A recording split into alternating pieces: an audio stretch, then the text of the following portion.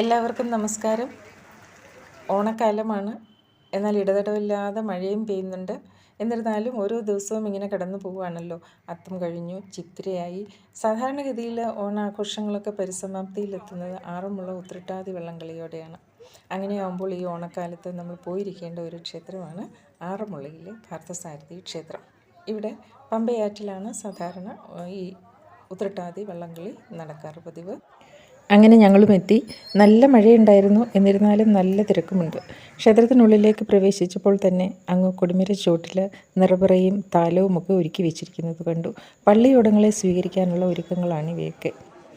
ആറന്മുള ഉത്രട്ടാതി വള്ളംകളിയും അതുപോലെ തന്നെ ഇവിടുത്തെ വള്ളസദ്യയുമൊക്കെ ഏതൊരു മലയാളിക്കും ഗൃഹാതുരത്വം ഉണർത്തുന്ന സവിശേഷമായ ഓർമ്മകളിൽ ഒന്ന് തന്നെയാണല്ലോ. അപ്പോൾ നമുക്ക് ഏതായാലും ക്ഷേത്രത്തിനുള്ളിലേക്കൊന്ന് പോയി തൊഴുത് തിരിച്ചു വന്ന് ബാക്കി വിശേഷങ്ങളിലേക്ക് കിടക്കാം.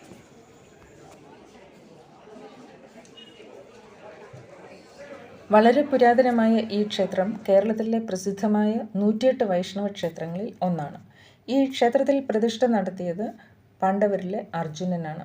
പണ്ട് പരീക്ഷത്തിനെ രാജാവായി അവരോധിച്ചതിന് ശേഷം പാണ്ഡവർ ഒരു തീർത്ഥയാത്രയ്ക്ക് പുറപ്പെട്ടുവെന്നും ഈ പമ്പാ നദിയിലൂടെ അവരങ്ങനെ വള്ളത്തിലൂടെ കടന്നു പോകുമ്പോൾ ഓരോ സ്ഥലങ്ങളിലായി ശ്രീകൃഷ്ണ ഭഗവാനായി ഓരോ പ്രതിഷ്ഠ നടത്തുകയുണ്ടായി.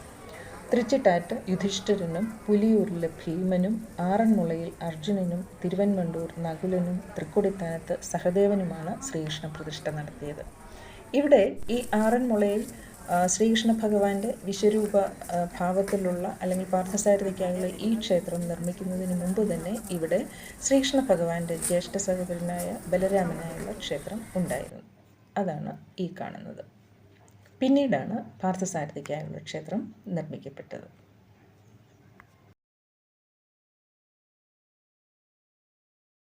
അങ്ങനെ നല്ലൊരു ദിവസം നല്ലൊരു സമയത്താണ് ഞങ്ങളിവിടെ എത്തിയത്. നോക്കൂ, ഘോരമായ മഴയും കാറ്റും ഒന്നും വകവെക്കാതെ പമ്പയാറ്റിലൂടെ പള്ളിയോടങ്ങൾ തുഴഞ്ഞ് ആറന്മുള കടവത്ത് ഭഗവാന്റെ പടിഞ്ഞാറേ നടയിലേക്ക് എത്തുന്ന കാഴ്ചയാണിത്.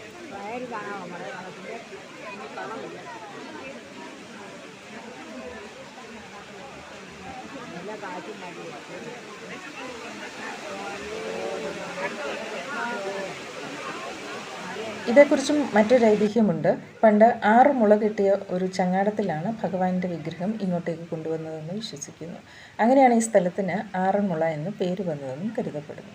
മറ്റൊരു ഐതിഹ്യം 7 മുള കെട്ടിയ ഒരു വള്ളത്തിലാണ് വന്നതെന്നും ഇടയ്ക്ക് വെച്ച് ഒരു മുള അഴിഞ്ഞു മാറിപ്പോയി എന്നും അങ്ങനെ ആ സ്ഥലത്തിന് മുളവൂർ കടവെന്ന പേര് വന്നുവെന്നും വിശ്വസിക്കപ്പെടുന്നു. ഞങ്ങൾ വന്നതെന്ന് 14 കരക്കാരുടെ പള്ളിയോടങ്ങളാണ് ഉണ്ടായിരുന്നത്. ഘോരമായ മഴയിലും ഈ പമ്പയാറ്റിലൂടെ ഇങ്ങനെ ആവേശത്തോടെ വഞ്ചിപ്പാട്ട് പാടി വള്ളം തുഴഞ്ഞെത്തുന്ന ഇവരെ കണ്ടു നിൽക്കുന്നവരും മഴയൊന്നും അറിയുന്നേയില്ല. ഈ ഓരോ വള്ളവും 100 അടി നീളമുണ്ട്. അതുപോലെ 100 തുഴച്ചിൽക്കാരുണ്ടാവും. 25 പേര് വഞ്ചിപ്പാട്ട് പാടാനുണ്ടാവും. അതുപോലെ 4 പേര് അമരത്തുണ്ടാവും. ഇങ്ങനെ ഓരോ കണക്കുണ്ട് ഇതിന്. ഇത് ഓരോരുത്തരും വഴിപാടായി ചെയ്യുന്നതാണ്.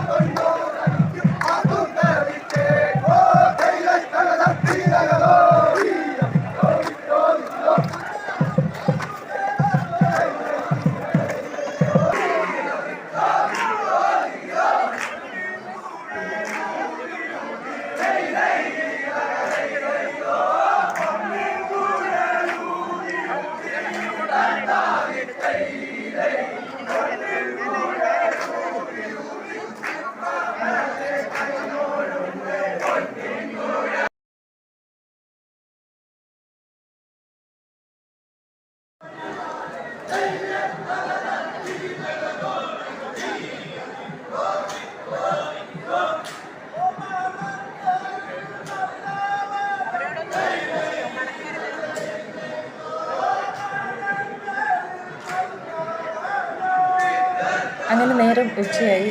ഉച്ചപൂജ, ഭഗവാന്റെ ശീവേലി എഴുന്നള്ളത്താണ് ഇപ്പോൾ നടന്നുകൊണ്ടിരിക്കുന്നത്. പണ്ടൊരിക്കൽ ഭഗവാന് മുന്നിൽ താലമേന്തുവാനും വള്ളസദ്യയിൽ പങ്കെടുക്കുവാനും ഒക്കെയുള്ളൊരു ഭാഗ്യം എനിക്കുണ്ടായിട്ടുണ്ട്. ഈ വള്ളസദ്യയിൽ പങ്കെടുക്കുന്നത് വഴിപാടായിട്ട് നടത്തുന്നവർ അവരുടെ ക്ഷണപ്രകാരം കൊണ്ടുവരുന്ന ആളുകൾക്കാണ് പങ്കെടുക്കാൻ പറ്റുന്നത്. അതിന് പ്രത്യേക പാസ്സുണ്ട്. അല്ലാത്തവർക്കായി സാധാരണ സദ്യയുമുണ്ട് എന്നും ഭഗവാൻ ഇവിടെ അന്നദാന പ്രഭുവാണ്. അപ്പോൾ ഈ കാണുന്നത് തിരുവോണത്തോണിയാണ്. അതേക്കുറിച്ച് പറഞ്ഞാൽ മങ്ങാട്ട് ഭട്ടതിരിയും തിരുവോണത്തോണിയും ആറന്മുള ക്ഷേത്രവും ഒക്കെയുള്ള ബന്ധത്തെക്കുറിച്ചിട്ട് മറ്റൊരു വീഡിയോയിൽ പിന്നീട് പറയാം. ഇപ്പോൾ നമുക്ക് തൽക്കാലത്തേക്ക് മടങ്ങാം.